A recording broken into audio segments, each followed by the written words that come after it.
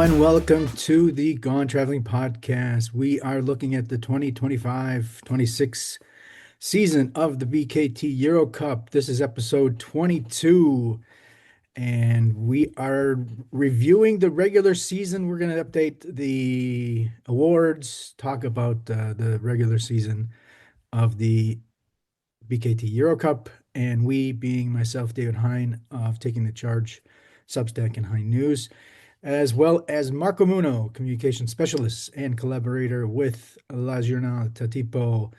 Marco, how you doing? You missing EuroCup? You gonna miss EuroCup this week? I mean, 1 week without action is a bit I'm strange, not gonna but miss it. hmm, Actually, I guess this no, this weekend is cups, or the domestic cups. And then next weekend is national team. So yeah, we got plenty of basketball action. doesn't end. Basketball Uh, does not end. Yeah, so we're gonna talk about like we said, we're not gonna talk we broke down some categories that and we'll kind of go through that way. And I guess we'll start with the best team. I'll let you start. You see what you have to say. Uh Actually, I know what you're gonna say, but why don't you start with the best team in your eyes? I think I appreciate a lot the whole path of Besiktas. I mean, they ended up winning their group, even if at the very last rounds. But I think any team in its path can have some downs and some ups. And the thing is that how you get get better going on. And I think Besiktas doesn't have the best start. They lost the first game, but not only they seems like they're not so on their winning path as other teams at the beginning, but when they face the other team in which they are tied on the top of the group B, they won by 30, and it seems like the first statement of their season. And then going on, they had some downs, but they got better and better and finished their group winning the group, even if the tie they are above the Burke. And thing is that also they had some new players, and when you had some new players that are not so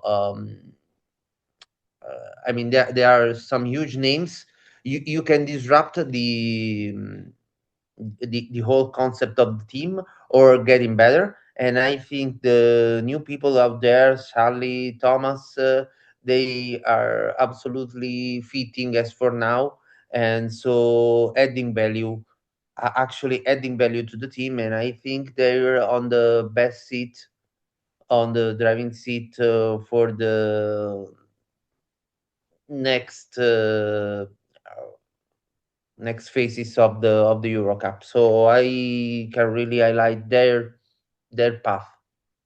The one thing that you can kind of say you don't know about them is their road record. They only went 4-5 on the road, but the only road games they would have are in the finals. And that's not even necessarily the case. I mean, actually, to be honest, let's see here. Let's see, Besiktas. So Besiktas would own the tiebreaker over Borg if they meet in the finals, and then 177, and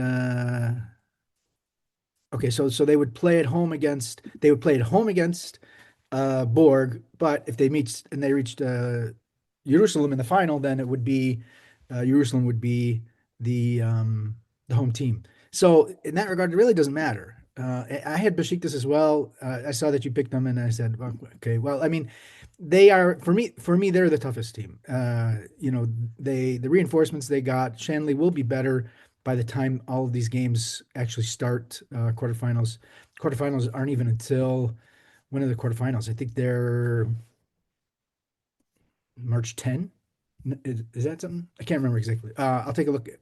But to me, really, to me, it's them. And then I would actually group the others together almost. Jerusalem may be a little bit ahead of Borg, but definitely Borg, Bajacir, Cedevita. I'd group those three together, maybe not Jerusalem with those four, but to me, that's how that breaks down. So I agree, Besiktas best team, and they right now have a um, they could have a quarterfinal. Uh, yeah, they could have a quarterfinal matchup. No, no, semifinal matchup with Bajacir, and they beat Bajacir in the season at Bajacir. So if the games go as they go, as the standings maybe would go, that's what it would be. All right, worst team. Who do you- I'll take Hamburg.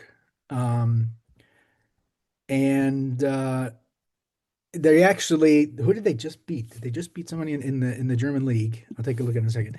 And which actually was kind of a surprise. They've gotten a couple of wins. They've gotten a couple of big wins. They beat Berlin again. If I'm not mistaken, they've beaten Berlin already twice this year. Yeah, they beat Berlin and Ulm already. So they beat Berlin over the weekend, and they actually have seven. No, yeah, seven wins in the German league.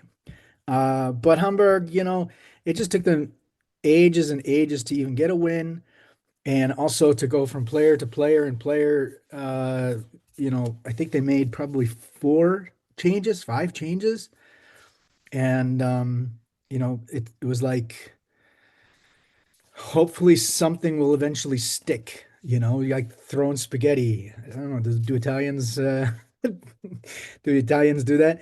But yeah, I'm gonna pick London as the sorry, I'm not gonna pick London. I'm gonna pick Hamburg as the worst team. Very nice city. Um, and so I'll let you pick yours. Kind of let the cat out of the bag, but go for it. I'm not gonna agree with you, but I'll let you do it. Yes, when it came to worst team, I think it's easy to highlight Hamburg and highlight the teams that are on the bottom of the standings. But if I'm talking about some teams that I'm waiting that I was expecting more, I thought about London Lions. I thought about London Lions because London is really a city that is always talked about. Getting big plans for basketball. Also, their name is rumored now for the NBA Europe or big plans or something grew bigger, and instead they had.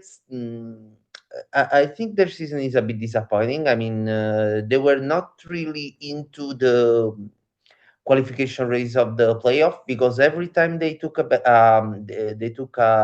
step ahead, it seems like they have some two steps behind on the next game, and I think they had some important wins along the season. I can remember the one against Besiktas, for instance, but at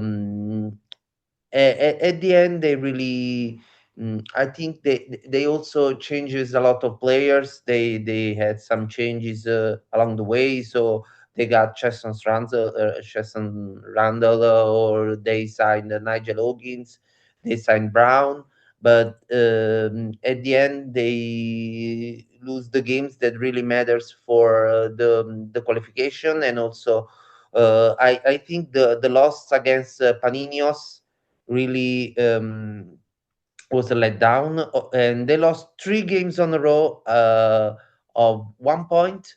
And I think if you want to live up to the expectation, I think you had to win some of that games. Instead, they really finished with seven lost in a row. their season, and I think if you want to go to the playoff, you don't have to win like that. So from the 4th of December, they didn't win one game, and I think they missed an opportunity that they can catch, or at least they can try to be more effective on their catch. The reason why I don't agree with you is because I think there's another spot for them for London later on. But and we'll get to them at that point. I'll talk about their surprise in a positive standpoint. I'll let you go. Well, I think after the start, nobody believes so much in the Trento possibility to have the season that they have. I think they had a slow start, even if Berg that gave them the first huge defeat on the start of the competition proves to be one of the best teams. So you can really lower the effect of the defeat, but they became kind of solid along the way, and I think they had really a new team, basically a lot of new faces, and going on they had a lot from their youngsters and the rise of Yakimoski, and then at the end they ended up having the best player from a PAR standpoint. So I think the rise of Jones also going along the way is really putting them on the map. They finished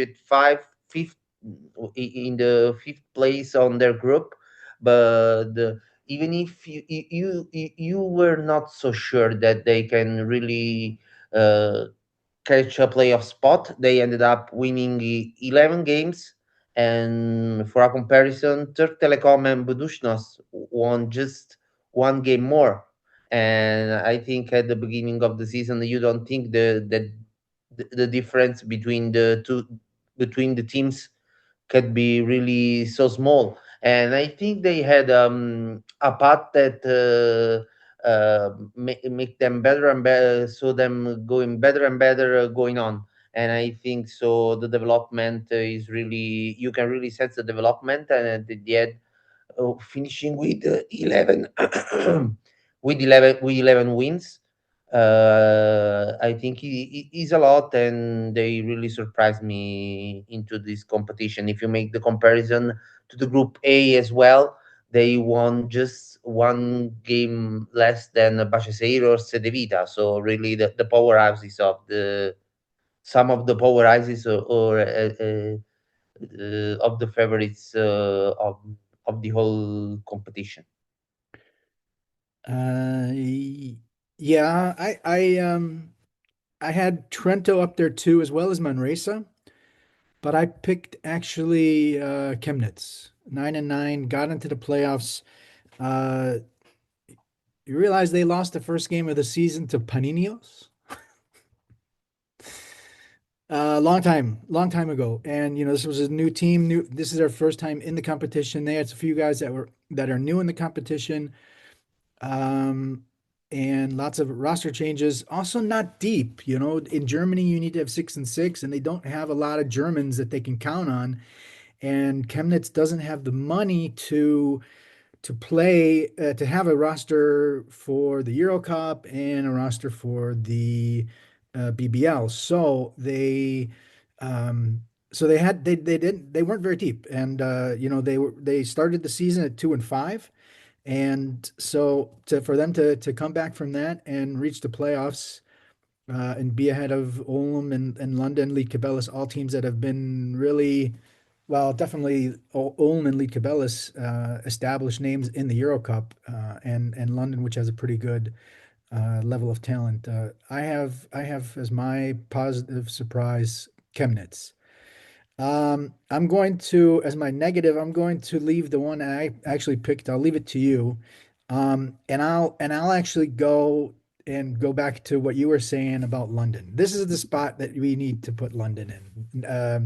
Surprise from a negative standpoint. Again, like I said, I was going to take yours, but I'll leave it to you. London had massive injuries. I think did Soko even play 2 games? No, he played 1 game, and that's their captain. He played 8 minutes. Your captain played 8 minutes. They had let's do it this way. Um, they had only 4 guys play all 18 games. They had only 6 guys play at least 14 games. That just goes to show you what kind of problems they had. And it was injury after injury after injury, and you didn't have any sort of continuity because one guy would come back and the next guy would go out. And then those 3 losses in a row, boom, boom, boom, 1 point each. You mentioned it before. And then it's just like it gets in your head. And then and then you can't stop it. And then all of a sudden, you're out of the playoffs.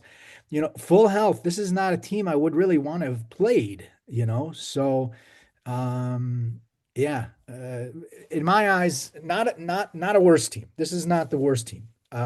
That's not the place they belong. I believe they belong in the negative surprise, and that's because of the mainly because of the injuries they had. And I'll let you take yours. I reserve the right to make some comments on yours. Yes, I picked Aries into this category because I think they with their roster I was expecting more. I was expecting more at least doing the playoff. Uh, you can lose the last game to qualify, but you don't have to um, go to the last game to try to qualify when you had that roster, when you had Bryce Jones, when you were able to also to add players, to add important players like Andjusic, like Noah. But I think they didn't really find their equilibrium through the whole competition. They also changed the coach, but it was not enough. And I think some teams that were with the lower budget, they were really able to find find their equilibrium, and instead Aris was failing about that. And I think watching them out of the playoff picture after watching their roster seems strange, but following them on the competition, they were really solid for I don't know 3 or 4 games in a row. So uh, I think at the end was really uh, just right to not to be into the playoff, but it seems so strange given how the team is stacked. Like I said, this was the team that I had picked. You remember that, and this seems like ages ago, that they actually had a up and coming name as a coach, a head coach, Bogdan Karajic, who had spent the 4 previous seasons with Slavko Obradovic over at Partizan, and everybody's like, oh, interesting hire. You had Nico Zizis as the new manager. You had the big money as the new owner. And you mentioned the names. You also had Enoch. You also had Ronnie Harrell. Mitro Young, and nothing worked. It was like they would win a game, they'd lose a game, they'd win a game, they'd lose a game, and it just never found any consistency. So yeah. So my pick was also Aris. Okay, Rising Star, and we uh to be honest, I'm not sure what the age group is. Do you remember what we said on the age on that? Maybe he's 22 years old, Yeah, but I think they do born it. I in think they do it by the 2000, birthday. I think they do it by the birthday. 2000. Yeah, and I think it's 2003. Is it 2003? Well, yeah. Okay. Anyhow, My guy's definitely under there, and I see that as long as it's 2003, you're okay with yours. And I like yours, but I think I'm going to take mine. And I would imagine you know who I'm going to go to. Even though the team is crap, I'm going to go with Zachary Perron from Hamburg. You know, this is his first year where he's outside of France as a professional player, out of his comfort zone, um, as an import, which for being a younger player, that means a lot. Having to take that responsibility. Averaged 13 plus points a game, shot 64% on 2 pointers, 8.1 rebounds, almost three offensive rebounds a game. Was really, with all of that chaos going around, you think it would have been really easy for him to say what the is going on here. I think their losing streak was 25 games, if I'm not mistaken, dating back to last season. Um, and losing and losing and losing. He wasn't an incept kid, and those incept players, they lose all of these games, so for him to go to, and I think he was MVP of the under 20, if I'm not mistaken, too. And so for him to go through all of this losing must have been really hard, but for him to really perform at that level, just super impressed. That being said, and did you read the article I wrote about your guy? Yes, and I think So your guy so is to say, ba-ba-da-da, yeah, to say my guy is Agustin Ubal, from Manresa. and From Manresa. from Maresa, and I think when it comes to that this price, you have always two paths. You can just think about the players, leaving out the results of the team, or you can take the whole context and think like how a young player can impact in a context. So if Bran has the best season among the youngsters about numbers, and that's a valid argument to choose him. Ubal instead is in a more competitive environment, so I think to be able to show something, to show your importance in a more competitive environment highlights your value. And I think about Ubal. First game of the season, he scored only 2 points, so you don't really think about impact. And he ended up the season scoring each time in double figures, except for 5 games. But in two of these 5 games, he scored nine. So anyway, he's not uh, he's close to the double figure, and he's always playing like 20 minutes for game, so he's not so that he had the occasion to play like 30 35 minutes, and to have a lot of occasions to shine alone.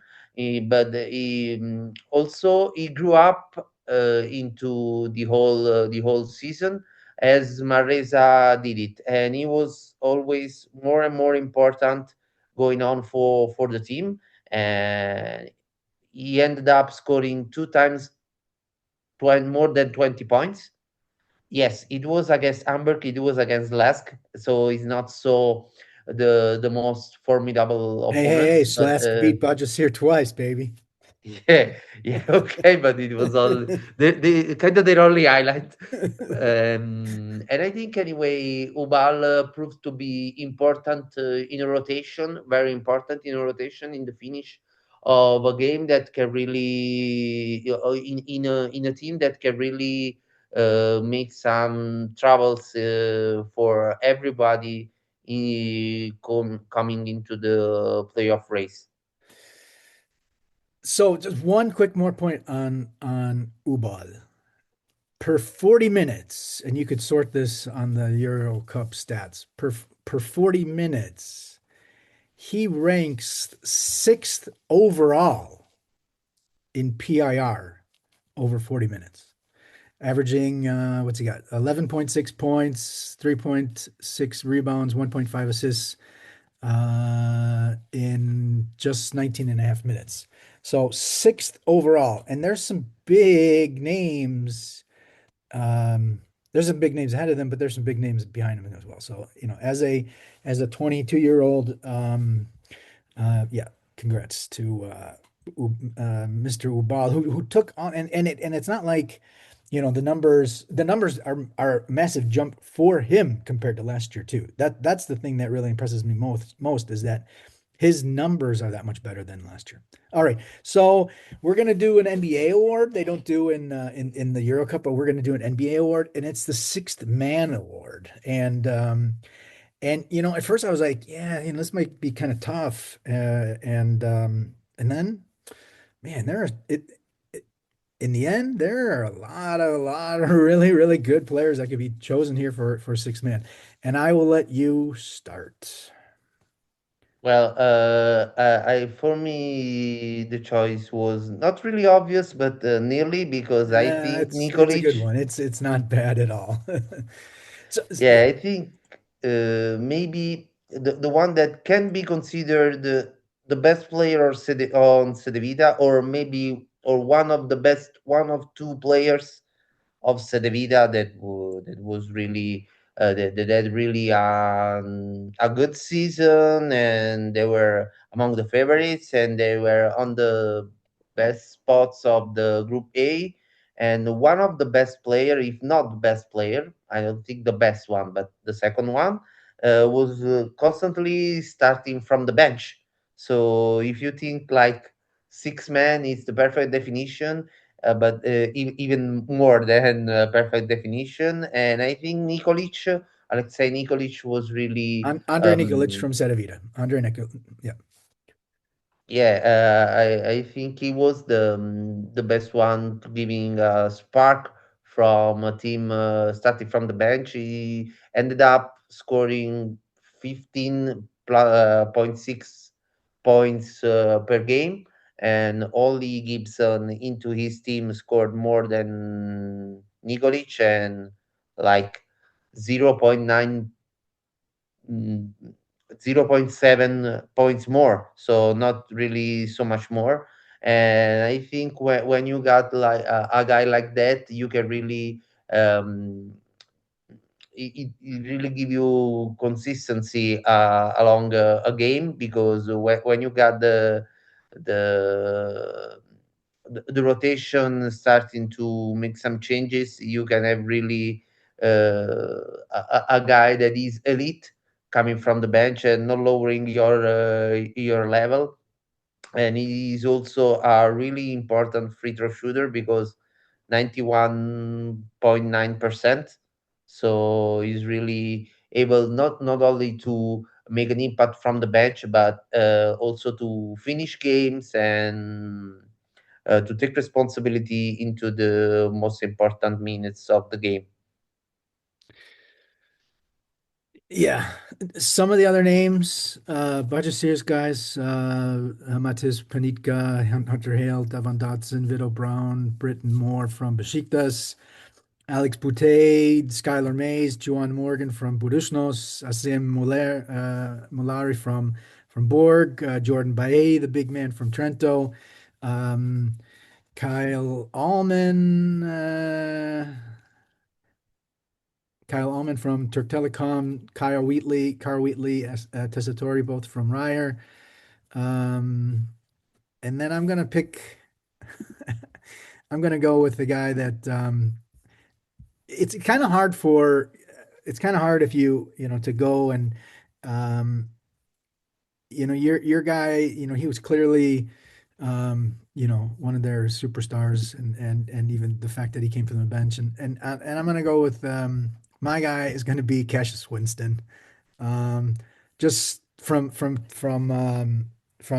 Jerusalem, he was the perfect he was the perfect backup for Jordan Harper because he plays like him. He works like he does too.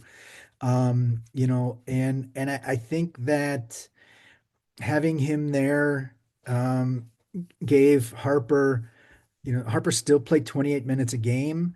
Winston ended up playing 19 minutes a game, but there was like zero production drop when Harper went off. And they play together. They're both smart enough that they could play together as well together. And so that's why um, you know, average 14 points a game, 3.6 rebounds, so the production was there, the free throw shooting was there 78%, not Harper's 86%. So I'm gonna go with Cassius Winston. I was kind of going back and forth. I had Panika, but I didn't like his production enough. He's just this nasty, captain leader, and then I was also thinking Almond, but I'm gonna go with Cassius Winston. All right, so we're gonna move to Coach of the Year, and I think we're gonna be kind of close on the time, but let's do Coach of the Year really quick. Uh, Yeah, my I'm my going turn or with your turn? I guess my I turn. don't My, know. my turn. I'm gonna go with I'm gonna go with your guy, Massimo Cancelleri. For a lot of the reasons that you said from Trento. For a lot of the reasons you said. And so, first of all, that you had three teenagers, Sheikh Niang, Patrick Hassan, and Teo Iranabua. Close, close. Just say it fast, and then like what you're doing, and then it's okay. So first, you had three teenagers who all played. It's not like they didn't play. Okay, Aaron and Buda a little bit less, but Hassan and Niang were both important parts of that team.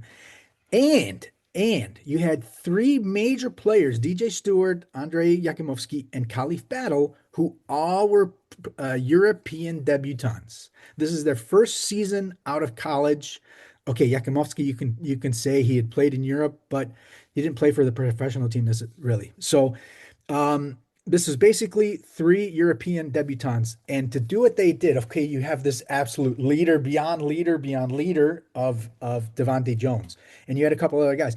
But to put all those guys together and that mix and using those kids and their club philosophy of bringing up kids, developing kids, you have to play the kids. So that's why I went with Cancellieri.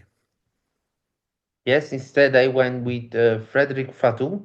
I think I was not so high on Berg, but even if they lose the top spot of the Group B, at least on the tiebreaker at the really at the end of the regular season, I think they proved a lot of time to be among the best, and also with the defense, and in a moment in which you have like the offensive basketball blooming all over, they stick to the whole fashion defense. And if they don't have maybe a dominant player on the offensive side, but it's so hard to score against them.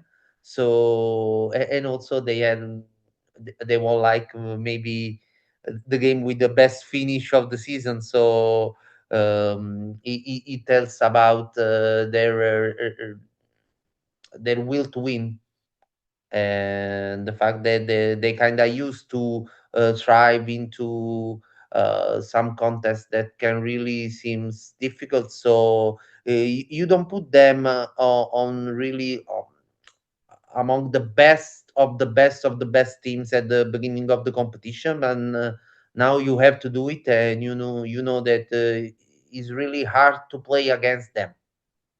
We're running out of time a little bit, but we're gonna let's cruise through the first and second team. We're gonna do first and second team.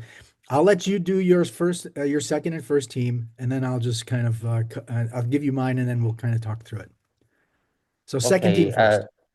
I'm going with the second team. I'm putting that Jones from Trento, Gibson for going from 1 to 5. So Jones from Trento, Gibson from Cedevita, Mokoka from Berg, Alexander from Turk Telecom, and Wiley from Jerusalem. as the second team. That's because I had other names on the first team. So, And your first team? and first team is that Fats Russell, then Malachi Flynn, Harper, obviously Harper, Yebo, and Zizic. Yebo of Chemnitz and Zizic from Besiktas. Okay, my second team is do okay. My second team is Fats Russell, Malachi Flynn, um, fuck it, Zachary Perron, Dusan Militic, and Austin Wiley. My first team is Devontae Jones, Jared Harper, Mitch Creek, Kevin Yebo, and Ante Zizic. Yes, you can call me a Cluj homer, but those three guys were equally important for that team. And their PIRs were were not even 1 point apart. 20.9, 20.4, 20 points. Milicic, you're like, okay, well, where does that come from, right? But think about this. Milicic, and I mentioned Nuba 40 minutes per 40 minutes. Number one, Zizic. Number two, Wiley. Number three, boom, boom, boom, Milicic. Was number three in PIR. I know it's not the only thing, but PIR over 40 minutes. Ahead of Devontae Jones and ahead of Jared Harper, Dusan Milicic. So that's what I got. I like yours. Maybe I put Makoka somewhere in there. Maybe Matt, I think we should probably put Makoka in there instead of Perron. I'll give you that one. Um, but I also think that Wiley deserves to be in there, but Harper has to be in there too. You have them both in there too. So, okay, last thoughts, anything? Come on, give me it. Well, I think it's so strange that everybody's not so sure to have a guy from Cedevita or a guy from Turk Telecom or a guy from Berg because it's not really an easy choice because I think those teams really highlight the importance of the whole rotation. Yep, And yep, I was without a doubt. choosing to put someone from that team on the best team because they result as some of the best teams. So it's just a way to think about the whole first team and second team composition of the composition. Yep. I will. Let's end it with that. I know people are not going to like my team except the Cluj fans. My first and second teams. Marco, let people know where they can find you. Yeah, you can find me basically on any social team, but mostly on X as Marco A Munno Munno. And I am at Hein News, HEINNEWS, Hein News. This has been the episode 22 of the Gone Traveling podcast, looking at the BKT EuroCup, the regular season review. We're taking off next week. We will preview the playoffs. March 5th, I believe, is the next podcast. So we will talk to you then. Thank you very much.